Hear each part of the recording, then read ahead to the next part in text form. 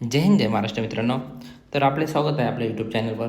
तर आपण बघू शकतात एस टी महामंडळामध्ये 17,450 पदांसाठी भरती निघलेली आहे मित्रांनो. तर त्याची ॲप्लिकेशन कसं करायचं आहे मित्रांनो, थोडक्यात आपण बघणार आहोत.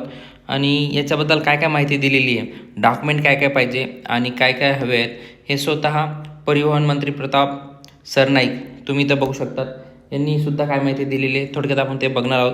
तर फॉर्म कधीपासून चालू होणार मित्रांनो, इथं दिलेले निविदा प्रक्रिया 2 ऑक्टोबर 2025 मित्रांनो. वयोमर्यादा असणारे 18 ते 33 वर्ष. तर आणखी काय माहिती दिली आपण स्पष्टीकरणामध्ये जाणून घेऊया. तर तुम्ही आपल्या यूट्यूब चॅनलवर नवीन असाल तर प्लीज यूट्यूबला लाईक आणि सबस्क्राईब करून घ्या मित्रांनो, जेणेकरून जी अपडेट येईल ती तुमच्यापर्यंत पोहोचली जाईल. तुम्ही इथं बघू शकतात एस टीमध्ये तब्बल 17,450 मोठी संधी. त्याच्यानंतर खाली काय दिलेले आहे, ही भरती जी आहे मित्रांनो, ही कॉन्ट्रॅक्ट बेसिसवर असणार आहे. कॉन्ट्रॅक्ट बेसिस ही 3 वर्षासाठी असते मित्रांनो. त्यालाच कंपल्सरी पुढं करतात मित्रांनो, असं काही नाही की 3 वर्षानंतर काढून टाकतात. तर मला 99% तर तेच असतात मित्रांनो, जे व्यवस्थित काम वगैरे करत नाही त्यांना अपवाद सोडून हे सगळ्यांना कंटिन्यू करतात मित्रांनो. इथं काय माहिती दिली बघा, वर्तमान निर्णय काय दिलेला आहे.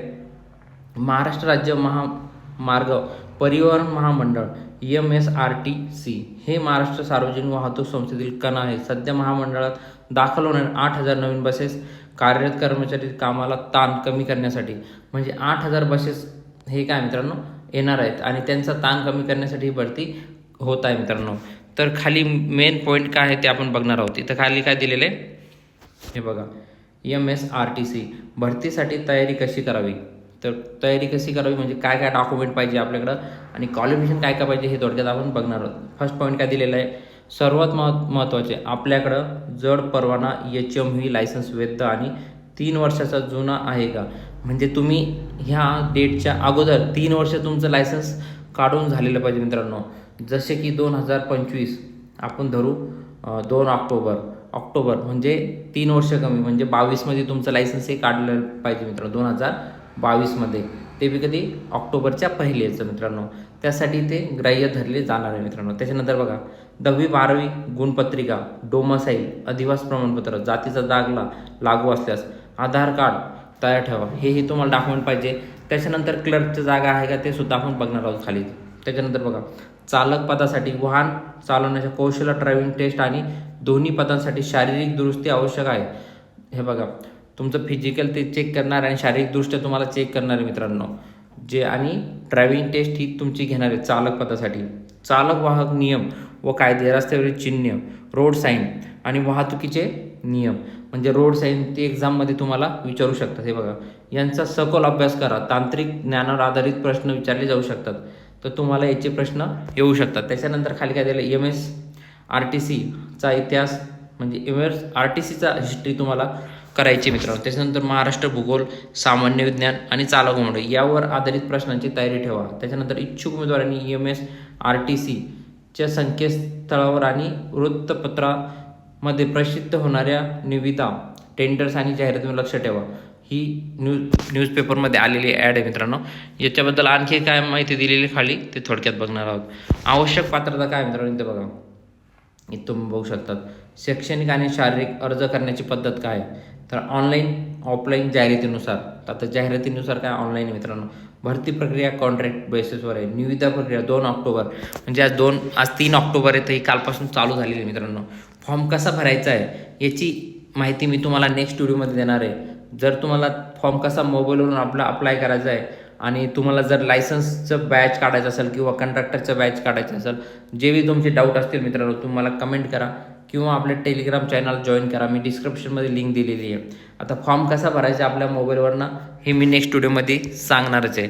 चला खाली बघूया. इथं वयोमर्यादा दिलेली 18 वर्ष ते 33 वर्ष. सरकारी नियमापर्यंत सवलत लागू होणारी सवलत ती जाहिरातमध्ये जी जाहिरात येणार आहे त्याच्यात देतील मित्रांनो. पण 18 ते 33 तुम्ही धरून चालायचं आहे. काही विशेष श्रेणीतील उमेदवारांना वयात सवलत दिली जाईल. त्याच्यानंतर ही वेबसाईट दिलेली आहे चालक पदासाठी. जड वाहन हेवी मोटर व्हेकल, त्याला आपण HMV हेवी मोटर व्हेकल चालवण्याचा वैध परवाना लायसन्स असणे अनिवार्य आहे. त्याच्यानंतर काय दिलं आहे नेक्स्ट आपण बघणार आहोत. इथं काय दिलेलं आहे, तसेच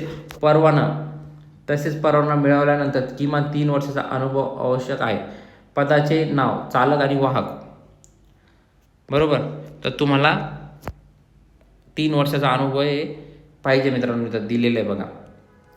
त्याच्यानंतर खाली नेक्स्ट पॉईंट काय दिलेलं आहे, हां, शैक्षणिक पत्रात 10वी उत्तीर्ण, परवाना आवश्यक, हे दोन्ही पाहिजे, परवानासुद्धा पाहिजे. पदाचे नाव लिपिक, तर इथं काय दिलं आहे, शैक्षणिक अर्थात लिपिकसाठी 12वी आहे, ड्रायव्हरसाठी 10वी आहे. त्याच्यानंतर मेकॅनिक तांत्रिक पदे, इथं मेकॅनिक आणि तांत्रिक पदे जे लिपिकसाठी आहे त्याच्यात काय आहे, ITI डिप्लोमा संबंधित ट्रेड, ITI किंवा डिप्लोमा ह्या ट्रेड संबंधित दिलेलं आहे. तर ITI कोणतं पाहिजे ते नेक्स्ट व्हिडिओमध्ये मी तुम्हाला सांगणार आहे पूर्ण जाहिरात आल्यानंतर. त्याच्यानंतर इतर बघा, आधार कार्ड ओळखपत्र, जे आधार कार्ड आहे किंवा दुसरं एखादं ओळखपत्र तुम्हाला पाहिजे. महत्त्वाची कागदपत्र, राहण्याचा दाखला, डोमासाईल ॲड्रेस प्रूफ, जन्मतारीख पुरावा, हे त्यांना पाहिजे. त्याच्यानंतर इथं गुणपत्रिका, त्याच्यानंतर शैक्षणिक 10वी 12वी पदवी, वाहन परवाना, ड्रायव्हर पदासाठी हेवी आणि RTOचा बॅच इथं दिलेलं बघा, RTO बॅच इथं तुम्ही बघू शकता, RTO बॅच दिलेलं मित्रांनो. त्याच्यानंतर जात प्रमाणपत्र SC ST OBC असल्यास, नॉन क्रिमिनल लागल्यास. आता इथं काय जागा कास्ट होईल ओपन येतील, अजून काय दिलेलं नाही त्यांनी. पासपोर्ट साईज फोटो, त्याच्यानंतर वैद्यकीय फिटनेस प्रमाणपत्र जाहिरातीनुसार, हे तुम्हाला लास्टला लागणार आहे मित्रांनो, जेव्हा तुम्ही डॉक्युमेंट सबमिट करशाल त्यावेळेच आहे. वैद्यकीय फिटनेस प्रमाणपत्र हे स्टार्टिंग लागत नाही आणि अनुभव प्रमाणपत्रसुद्धा लास्ट लागतील. त्याच्यानंतर NOC लागल्यास हे द्यायचं. आणि इथं तुम्ही बघू शकता वर परिवहन मंत्री प्रताप सरनाईक यांनी काय माहिती दिली थोडक्यात आपण बघणार आहोत. इथं तुम्ही बघू शकता इथं. आणि जर तुम्हाला फॉर्म भरायचा असेल, तुम्हाला काही पण माहिती पाहिजे असेल तर तुम्ही प्लीज कमेंट करा. हे बघा, तरुणांसाठी संधी, आर्थिक संकटातून जात असलेलं ST महामंडळ आर्थिक संकटात आहे त्यांचं असं म्हणणं आहे. त्याच्यानंतर नवसंजीवनी देण्यासाठी ही भरती अत्यंत महत्त्वाची आहे. राज्यातील तरुणांनी या संधीचा फायदा घेऊन महाराष्ट्राच्या सेवेत सक्रिय योगदान द्यावे. तर योगदान द्यावे, पण परमनंट काही आम्ही करणार नाही असं त्यांचं म्हणणं आहे की कॉन्ट्रॅक्ट बेसिसवर भरणार. तर तरुणांसाठी मी तर म्हणतो यांनी परमनंट भरती काढायला पाहिजे मित्रांनो, कारण खूप मुलांचा याच्यात फायदा होईलच. हे कॉन्ट्रॅक्ट बेसिसवर कसं आहे, आता इतकी रिस्क घेऊन एवढ्या कमी पेमेंटमध्ये काम करणं म्हणजे खूप कष्टाचे काम आहे मित्रांनो. तरी पण परमनंट यांनी जॉब द्यायला पाहिजे, कारण हे कसं आहे, रिस्पॉन्सिबिलिटी जॉब आहे मित्रांनो. जसं की बसमध्ये 50 प्रवासी घेऊन जाणे, हे खूप त्या ड्रायव्हरचे कष्टाचे काम आहे मित्रांनो, कारण रात्रंदिवस ते काम करत असतो. तरी पण ही परमनंट भरती होत नाही, कॉन्ट्रॅक्ट बेसिसवर ही भरती घेणार आहेत. त्याच्यानंतर परमनंट होतील का नाही होतील ही पुढची गोष्ट आहे. सरनाईक हे बोललेले आहे. जर तुम्हाला आणखी काही माहिती हवी असेल तर तुम्ही मला प्लीज कमेंट करा.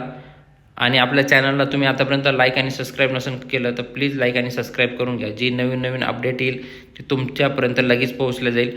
जर तुम्हाला बॅच वगैरे काढायचा असेल प्लीज मला कमेंट करा, कसा काढायचा मी तुम्हाला सांगणारच मित्रांनो. जय हिंद, जय महाराष्ट्र.